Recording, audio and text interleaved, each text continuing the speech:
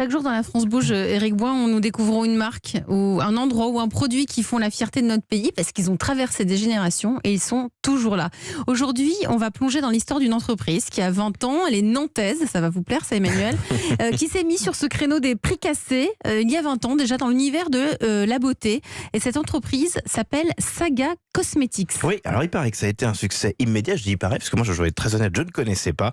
Saga Cosmetics, c'est une entreprise qui roule aujourd'hui et qui bouge bien. Et c'est Charlotte Barrican de la France Bouge qui nous raconte l'histoire justement de Saga Cosmetics.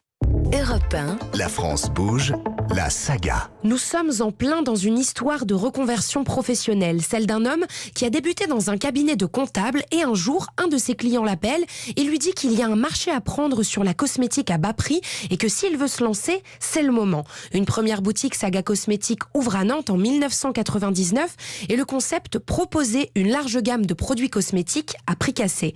Xavier Lanoux, président et fondateur de Saga Cosmetics. Un vrai succès. C'était assez surprenant parce qu'il y avait la queue dans la rue. On peut pas dire que les gens se battaient pour entrer, mais pas loin des fois. Et d'une ville, on est passé à 2, à 3, à 4 magasins, en allant un peu en proximité sur des villes qu'on connaît, comme la ville de Rennes, la ville de Bordeaux, Aix-en-Provence, à Nîmes, à Montpellier. Tout d'abord en succursale, jusqu'à un certain nombre de magasins, une quinzaine. Et puis après, c'est toujours des réflexions, vous savez, de dirigeants, parce que nous, c'est un vrai projet entrepreneurial familial. On a des valeurs, on a des envies, des choses qu'on veut, des choses qu'on veut pas. Et je pense que dans ce qu'on veut pas, c'est forcément pas travailler seul. Pour ne pas travailler seul, la société s'associe avec des entrepreneurs d'univers opposés mais complémentaires, comme la création, la formulation de produits ou encore le management. L'objectif est de développer encore plus de boutiques dans lesquelles on trouve des produits de marque moins chers, pouvant parfois aller jusqu'à moins 80% chez L'Oréal ou encore Revlon.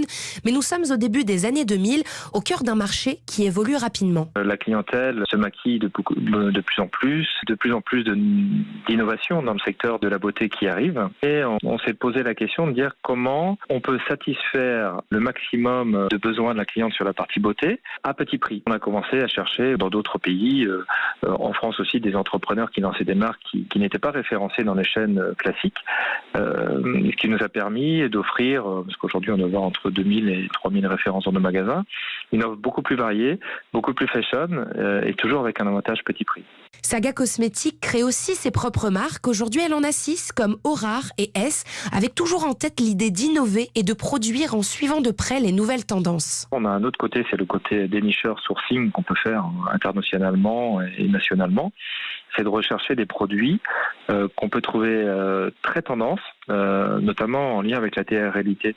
Par exemple, la télé-réalité va sortir des modes de consommation, des produits, des façons d'être fashion très rapidement. Vous avez une émission, quelque chose apparaît, et d'un seul coup, vous avez un engouement très très fort des clientes qui vont rechercher ce produit-là. Et nous, notre force, c'est cette capacité à pouvoir très très vite les mettre dans nos magasins. On a eu par exemple un aspirateur à poids noir qui avait été publicité. On a des marques de shampoing qui sont en exclusivité chez nous, qui sont issues de la télé-réalité, et on a des scorings énormes sur ces produits-là. Un succès qui ne se dément pas et depuis la crise, il prévoit de passer de 30 à 250 boutiques d'ici 2022.